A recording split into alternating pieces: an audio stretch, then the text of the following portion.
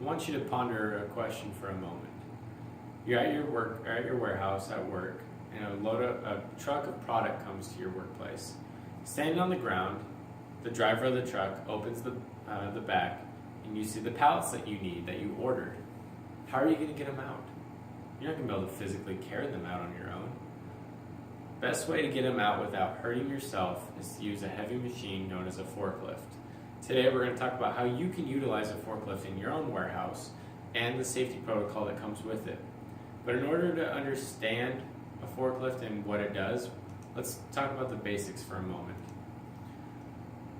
In order to operate a forklift, you must be 18 years of age.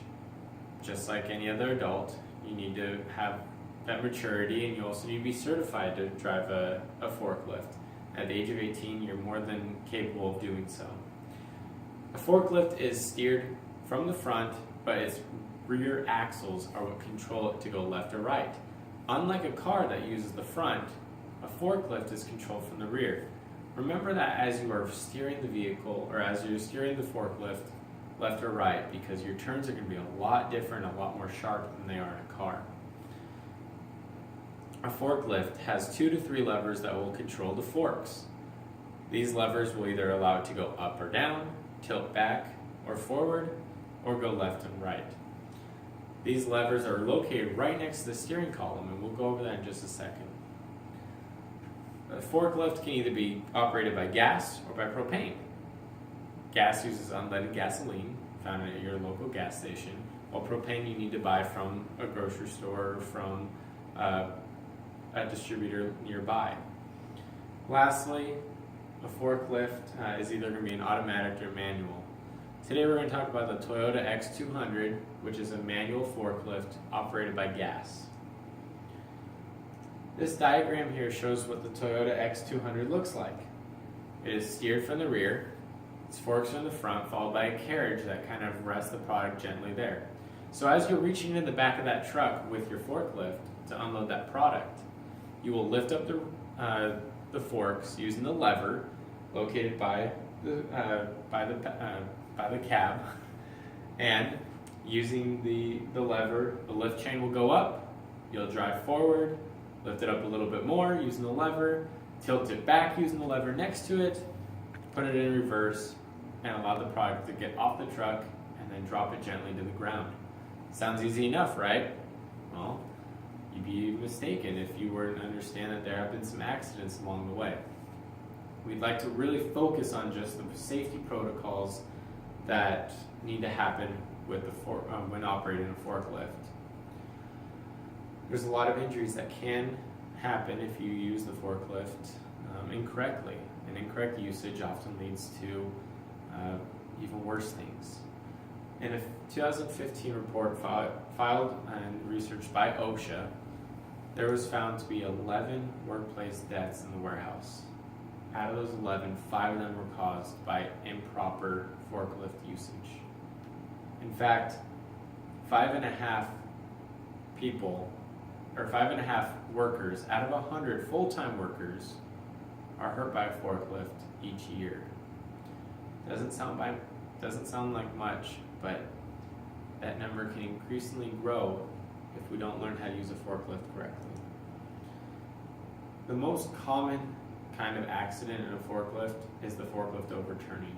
That counterbalance that's in the back of the forklift is to help prevent that, but improper speed and improper usage of the forklift will cause it to overturn, always harming the person inside. We'd like to take a moment to watch a 1-minute video of some improper forklift usages and how we can prevent that in your workplace.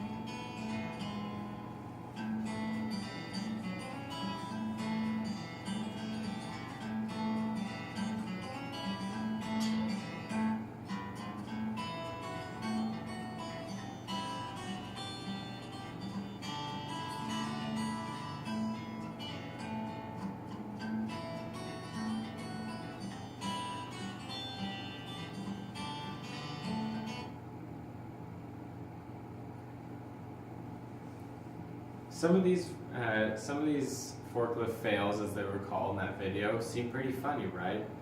Guy knocking down a whole warehouse shelves full of product. But think of it from a business standpoint. That's product that you were looking to make a profit off of. And unfortunately, because of an accident, you can no longer make that profit. In fact, you have to bite the bullet on that. You can't sell that product, it's damaged. So from improper forklift usage, not only can you risk the chance of ruining product, but you can also risk the chance of a worker being seriously hurt or even worse, killed on property. Nobody wants that. So let's talk about some ways that we can avoid those kind of injuries and avoid those kind of accidents in the workplace. Well, one, the operator must be qualified. Once again, we're talking about an 18-year-old or older who has been qualified. There's many ways that you can get qualified, and we'll go over that in just a little bit. But by being qualified, you know how to use the forklift. You know how to use it, it's easy to operate. The person operating it must be wearing appropriate clothing. Some warehouses require you to wear a safety vest. Some warehouses just require you to have clothing that isn't so loose that won't get snagged or caught on any of the levers or anything else that's near the forklift. Examine the equipment before you use it. Think about it. A forklift that's been sitting outside or out in a bay for a while can sometimes have oil leaks, rusty parts, especially if it's outside in the rain. So try to examine it after each use or before you use it. Make sure that everything looks proper in its place. If something seems awry, don't use it. Simple as that. Consider your surrounding environments. From that video, we saw a lot of people hitting shelves near them, around them. Their payload was way wide, and unfortunately, it nicked some things in the process. So consider your environment as you are steering the forklift and operating it. I can guarantee you that that right there will save you a lot of trouble if you just consider that. You must also operate it at safe speeds. You know, the first video you saw a guy on a forklift going around and around and around in a circle. Sure, it was funny, but he was operating that improperly, but at very unsafe speeds. If you consider your speed, take it slow, even with frozen product, I can guarantee you that product will remain secure and you will remain safe as you operate that forklift. Try to avoid the hazards. Bumps in the road, any little rock can also sometimes cause some injury. Not all the time, but as you avoid hazards and you don't take it off-roading, I can promise you the forklift will operate as it's supposed to. The last couple things is to ensure that your load is properly secured and properly on the forks itself before removing it from the truck or removing it from where it is. That will save you a lot of hassle, guys, a lot of headaches, and a lot of trouble. Because if it's improperly secured, you risk not only the forklift tipping forward, but ruining that product and damaging it in the process. And last but not least, make sure you have clear visibility. It's kind of hard when you're moving a pallet that's over your head with a forklift, trying to move it around. Best way is try to go in reverse. Make sure that the noise on the forklift is beeping when you're in reverse so people are aware around you. And if it's not, make sure you make yourself known that you're coming through, especially around any kind of corner in a warehouse. By doing these simple steps, you yourself will avoid any type of injury that can and might be sustained while operating a forklift. We talked about that additional training and how you can become certified. Here's a couple of easy to find sites of how you can become certified and courses on forklift usage that will be passed around on a card that will be provided after this presentation. So let's review real quick. Let's back it all up and have clear visibility of what the objective of this was. Remember, 5.5 out of 100 full-time workers are hurt by improper forklift usage. Let's not be a statistic. Let's drop that statistic ourselves, starting with this warehouse right now, by pledging to be safe in our forklifts and by operating them correctly. Become qualified. If you're not already qualified and you're over the age of 18, just take the test or become qualified. Train with somebody.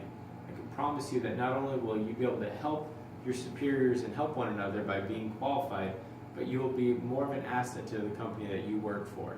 And that right there is always good remarks for the owner and for the boss. Be aware of your surroundings when operating the forklift. That is the easiest way to prevent any kind of injury and any kind of damage anytime. Just by being aware of your surroundings and making sure that you have clear visibility will always be the best. And last but not least, ask for help.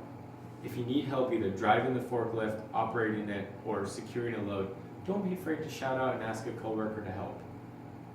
I can promise you that your boss will not only smile that you're doing that, but he will understand that you take your job just as seriously as he wants you to.